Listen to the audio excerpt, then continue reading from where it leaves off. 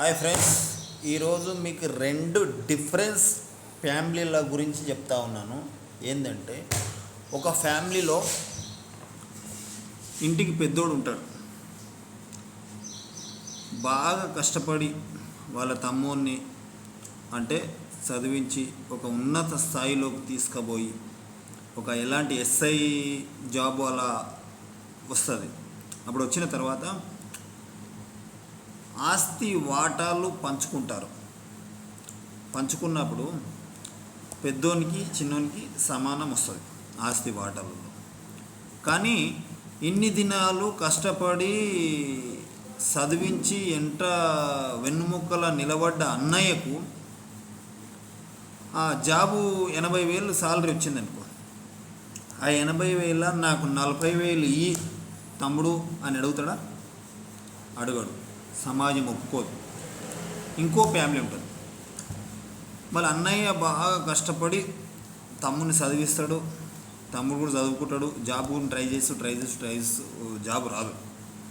కానీ అన్నయ్య మంచిగా ప్రాపర్టీ కమాయించుకుంటాడు, అన్ని విధాలుగా ఫైనాన్షియల్గా ఫుల్ క్యాష్ పట్లో ఉంటాడు. అంటే సొంతంగా కష్టపడి కొనుక్కున్న కొన్ని ప్రాపర్టీస్ అలా ఉంటాయి వాళ్ళ అన్నయ్య.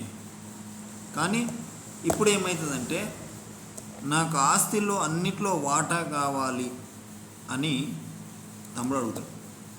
తమ్ముడు అడగకున్నా అని తమ్ముని ఇంట ఉన్న పెండ్లం అడిగిస్తాడు. మళ్ళీ ఆ విధంగా అడిగినప్పుడు మళ్ళీ 10 మందిలో పోతే ఇవ్వాలి అని చెప్తారు. మళ్ళీ ఆ జాబులో మీరు సగం ఇవ్వనప్పుడు ఈ వాటాలో ఎందుకు మీరు సగం అడుగుతూ ఉన్నారు అని చెప్తా ఉన్నారు. ఈ సమాజంలో ఈ విధంగా జరుగుతూ ఉన్నది. ఒక్కసారి మీరు ఆలోచించండి.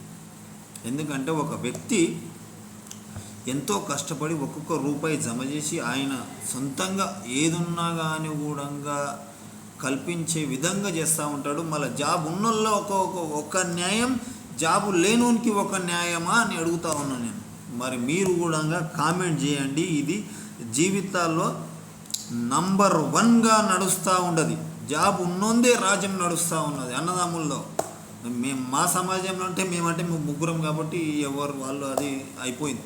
కానీ మీకు ఎవరికైతే ఈ విధంగా అన్యాయం జరిగిందో వాళ్ళు నాకు కామెంట్ పెట్టండి. నేను సొల్యూషన్ కూడా మీకు చెప్తా.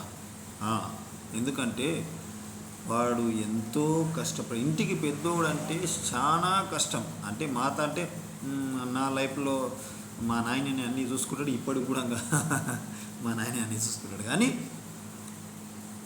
ఒక్కసారి ఆలోచించండి అన్న.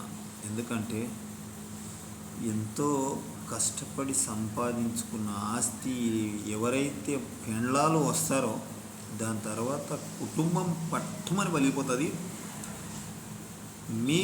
నీవు పెండ్లాన్ని తీసుకొని నీవు వెళ్ళిపోతావు, నీవు పెండ్లాన్ని తీసుకొని నీవు వెళ్ళిపోతావు. మళ్ళీ అమ్మ నాయన ఏడా ఉంటారా? అమ్మ నాయన ఏడా ఉంటారు? మళ్ళీ నేను చిన్నగా ఉన్నప్పుడు ఏమన్నా చెత్త కుప్పలా వాడేసిపోయి ఉంటే ఇంత పెద్ద జాబ్ కొట్టేటోడవా? ఒక్కసారి ఆలోచించు. నా లవడాల ఆస్తులు ఈరోజు ఉంటాయి, రేపు పోతాయి. ఆస్తి గురించి కాదురా, ఆప్యాయంగా పలకరించే కొడుకులు లేనంత వరకు ఈ సమాజంలో నెక్స్ట్ నువ్వే అవుతావు. జాగ్రత్త. ఒక్కసారి ఆలోచించు మిత్రమా. ఏదో లైకుల గురించి సబ్స్క్రైబ్ల గురించి ఈ వీడియో చేయట్లా.